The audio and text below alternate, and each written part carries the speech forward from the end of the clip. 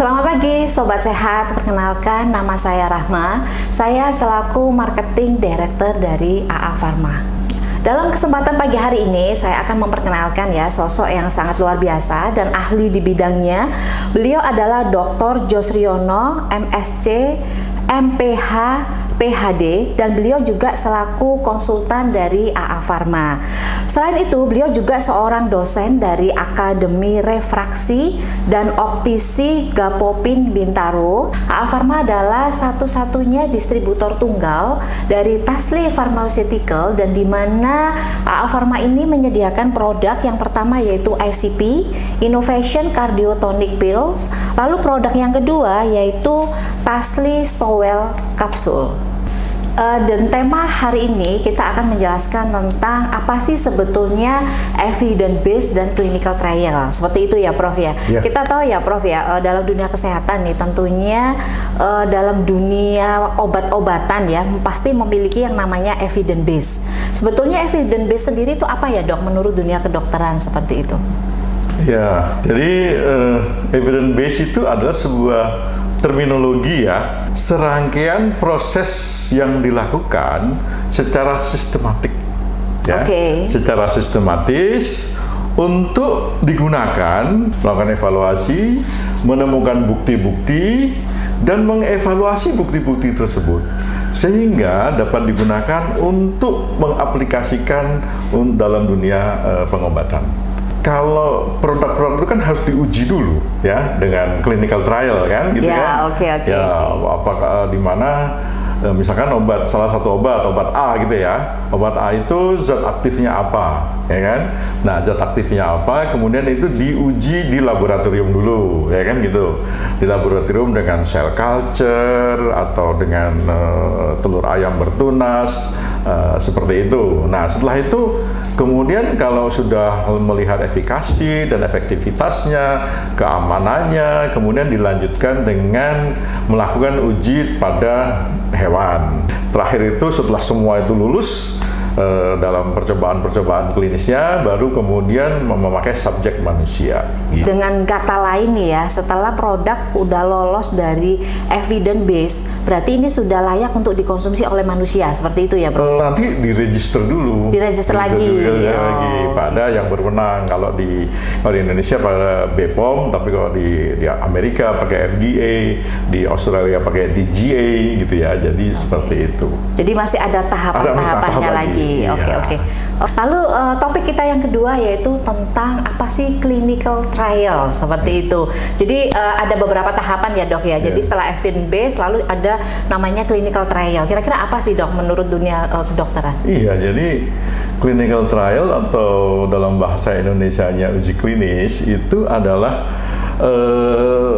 sebuah eksperimen ya atau pengamatan yang dilakukan dalam penelitian klinis di mana perilaku pada peserta manusia, pada subjek manusia yang dipilih untuk menjadi subjek penelitian itu bisa menjawab pertanyaan spesifik daripada penelitian klinis tersebut. Jadi evidence based kan sebuah terminologi besar. Di dalam evidence based itulah ada terminologi seperti clinical trial, ya itu. Jadi dan clinical trial itu juga ada hierarkinya.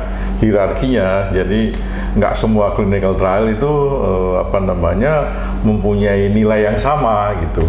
Jadi sebagai contoh nilai clinical trial yang paling bawah ya, observational study lah gitu. Jadi melakukan observasi aja. Nah, observasi itu berguna, bukan tidak berguna. Bergunanya adalah untuk melahirkan sebuah hipotesis gitu. Jadi hipotesis. Jadi clinical trial biarpun dia itu rendah hierarkinya, tapi tetap berguna karena menjadi stepping selanjutnya untuk melakukan clinical trial yang selanjutnya. Dan kita tahu bahwa produk ICP, Innovation Cardiotonic Pills ini kan sudah mendapatkan FDA ya, FDA yaitu Food and Drug Administration.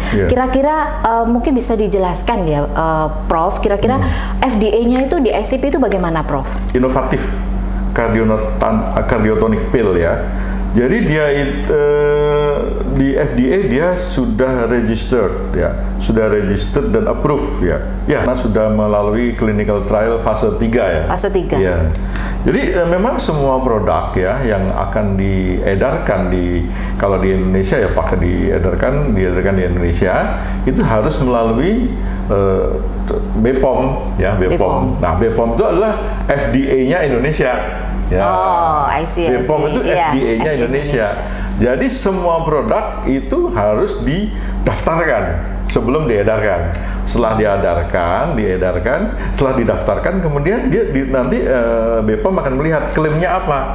Misalnya klaimnya adalah untuk menurunkan kolesterol atau untuk membersihkan pembuluh darah dari kolesterol misalnya. Nah itu BPOM akan meminta buktinya. Mana buktinya bahwa klaimnya adalah seperti ini. Nah, ketika kita sudah memberikan bukti dari klaim kita, maka BPOM akan mengeluarkan persetujuannya atau approve ya gitu. Jadi antara register, terdaftar, dan disetujui untuk diedarkan itu memang dua hal yang berbeda. Kalau di FDA ya register and approve gitu. Jadi semua produk harus terregister, tapi belum tentu semua produk itu approve. Untuk diedarkan. Ini akan ditahan dulu sama FDA. Tapi begitu dia memberikan bukti klaimnya, maka dia akan dibuatkan persetujuan untuk diedarkan. Dan dibuatkan persetujuan untuk digunakan sesuai dengan klaim tersebut. Jadi memang untuk produk ICP ini, para sobat sehat, ini sudah mengalami beberapa. Yang pertama yaitu tahapan mulai dari evidence base, lalu yang kedua clinical trial, dan yang ketiga sudah lolos FDA. Tadi Prof sudah menjelaskan juga, meskipun lolos FDA belum tentu di-approve oleh BPOM seperti itu ya. Dan ini satu-satunya produk yang sudah lolos mulai dari evidence base, clinical trial, FDA, dan lolos juga dari Badan POM di Indonesia. Seperti itu ya Prof ya. Untuk clinical trial yang FDA sendiri itu ada berapa fase?